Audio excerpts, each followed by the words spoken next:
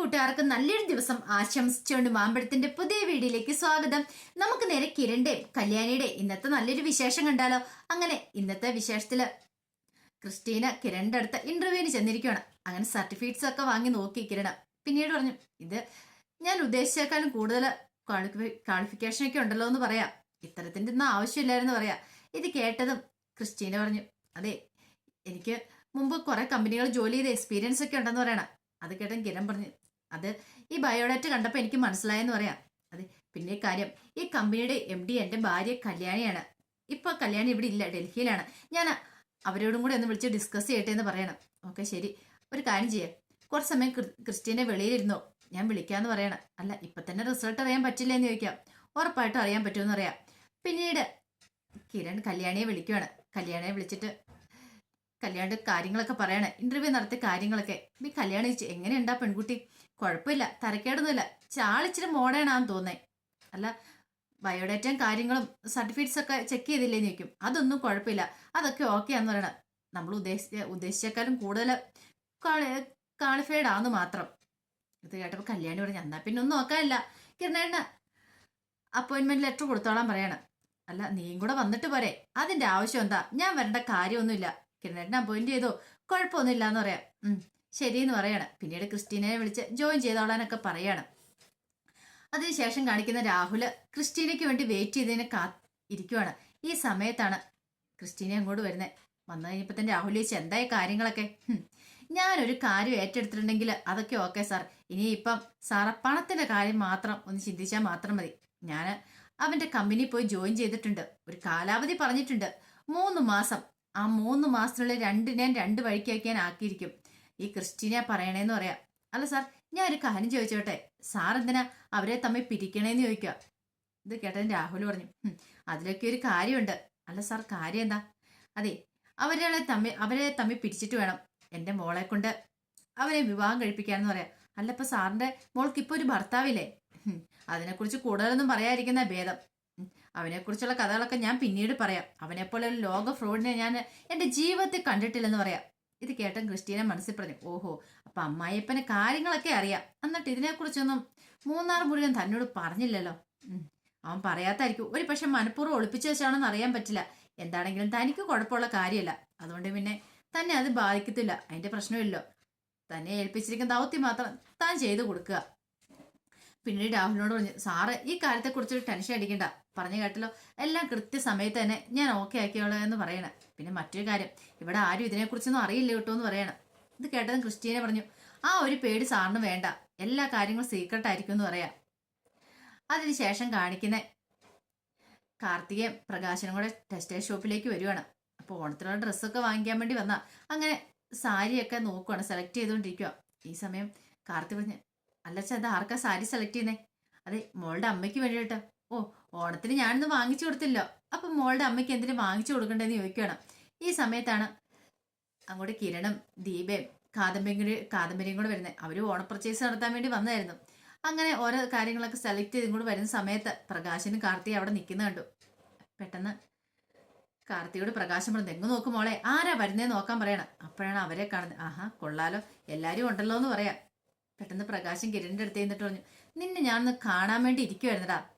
എന്താണെങ്കിലും തേടിയ വള്ളി കാലി ചുറ്റി എന്ന് പറഞ്ഞൊരു അവസ്ഥയായിപ്പോയി. ഇപ്പൊ എന്തിയേ, നിന്റെ ഭാര്യ എന്തേ ഡൽഹിക്ക് പോയെന്ന് പറയുന്ന കേട്ടല്ലോ, അവളെന്താ ഇതായിട്ട് വന്നില്ലേന്ന് ചോദിക്കുക. ഇത് കേട്ടൻ കിരണൊന്നും മിണ്ടിയില്ല. എടാ, വരത്തില്ലടാ, അവൾ ആരുടെയും കൂടെ പോയി കാണും. അവിടെ ചെന്ന് ചുറ്റി അടിച്ചിട്ട് അവൾക്ക് അവിടെ കൂടെ ഇഷ്ടപ്പെട്ട് കാണും. ഇനിയിപ്പൊ നീ അവളെ നോക്കിയിരിക്കേണ്ട കാര്യമില്ല കേട്ടോ. നീ വേറെ പെണ്ണൊക്കെ കിട്ടി സുഖമായിട്ട് ജീവിക്കാൻ നോക്ക്. അവളെ പ്രതീക്ഷിച്ചിരിക്കേണ്ട കാര്യമില്ല. എന്റെ മോളല്ലേ, അവളെ കുറിച്ച് എനിക്ക് നന്നായിട്ട് അറിയാന്ന് പറയാം. ഇത് കേട്ടോ കിരണം കൂടെ പെരുത്ത് കയറി. പെട്ടെന്ന് ദീപ വന്നിട്ട് കാർത്തിയോട് ചോദിച്ചു, എന്താ മോളെ ഇതൊക്കെ? ഇയാളുടെ കൂടെയാണോ മോള് നടക്കണേ? നല്ല കഥ തന്നെ. ഇയാളെ കുറിച്ച് മോൾക്ക് നന്നായിട്ട് അറിയത്തില്ലാഞ്ഞിട്ടാ. ഇയാളെ പോലെ ഒരു ഫ്രോഡ് ഈ ലോകത്തിലില്ലെന്ന് പറയാം. ഇത് കേട്ടതും കാർത്തിക പറഞ്ഞു, അതെ, എനിക്ക് എൻ്റെ അച്ഛനെ വിശ്വാസമാണ്. പക്ഷേങ്കിൽ 2 പെൺമക്കളൊക്കെ ഇച്ചിരി നല്ല ഗതി ഉണ്ടായി കഴിഞ്ഞപ്പോൾ സ്വന്തം ഭർത്താവിനെ ഇട്ടെറിഞ്ഞിട്ട് അവരുടെ കൂടെ പോയി താമസിക്കുന്ന നിങ്ങളോട് എനിക്ക് പുച്ഛം മാത്രമേ ഉള്ളെന്ന് പറയാം. ഇത് കേട്ടതും കാദംബരി പറഞ്ഞു, അത് ശരിക്കും ഈ പ്രകാശൻ എന്ന് പറയുന്ന ഞങ്ങളുടെ അച്ഛന്റെ സ്വഭാവം അറിയത്തില്ലാത്തതുകൊണ്ടാ.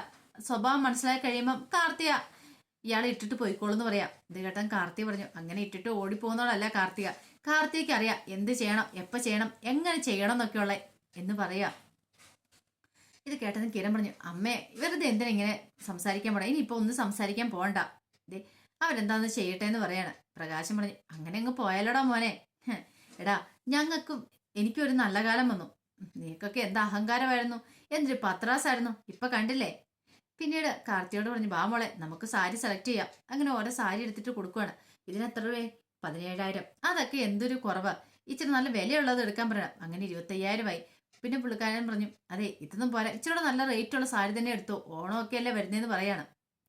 അങ്ങനെ വില കൂടിയ സാരിയൊക്കെയാണ് ലക്ഷ്മിയമ്മയ്ക്ക് വേണ്ടിയിട്ട് പ്രകാശ സെലക്ട് ചെയ്യുന്നത്. ഈ സമയം കാർത്തിക മനസ്സിൽ പറഞ്ഞു, അതെ കിരണ എന്നോട് ക്ഷമിക്ക്, എന്നെ നിവൃത്തികേടുകൊണ്ടാണ് ഞാനിങ്ങനെ കാണിക്കുന്നത്. ഒരു ദിവസം നിങ്ങളെ ഞാൻ കാണും, അന്ന് നിങ്ങൾ സത്യങ്ങളൊക്കെ അറിഞ്ഞിട്ടുണ്ടായിരിക്കും. ആ ഒരു ദിവസത്തിന് വേണ്ടിയിട്ടാണ് ഞാൻ കാത്തിരിക്കുന്നതെന്ന് മനസ്സിൽ പറയാം. പിന്നീട് പ്രകാശന് സാരി കുറെ സാധനങ്ങളൊക്കെ വാങ്ങിക്കൂടാ. അതെല്ലാം വാങ്ങിക്കുന്നതെന്ന് പറഞ്ഞാൽ കിരണിനെ ദീപനെ കാണിക്കാൻ വേണ്ടി തന്നെയാണ്. പെട്ടെന്ന് കിരൺ പറഞ്ഞു, ഇതിന് മാത്രം ഇത് എന്ത് അത്ഭുതം സംഭവിച്ചിരിക്കുന്നത് എനിക്ക് മനസ്സിലാകത്തെ. കാരണം കാർത്തിക പ്രകാശനെ പോലെ ഇങ്ങനെ പോലൊരു ദുഷ്ടനെ കൊണ്ടു നടക്കണമെങ്കിൽ അതിന്റെ പുറകിൽ എന്തെങ്കിലും ഒരു കാര്യമില്ലാതെ ഒരിക്കലും അത് സംഭവിക്കില്ല എന്ന് എന്റെ മനസ്സ് പറയുന്നു. എനിക്ക് തോന്നുന്നത് എന്തോ ഒരു തരികട പ്ലാൻ കാർത്തിക നടത്തുന്നുണ്ട്. അപ്പൊ അതിന് മുന്നോടിയായിട്ടാണ് ഇങ്ങനെ ഇയാളെയും കൊണ്ട് നടക്കണേന്ന് പറയാം.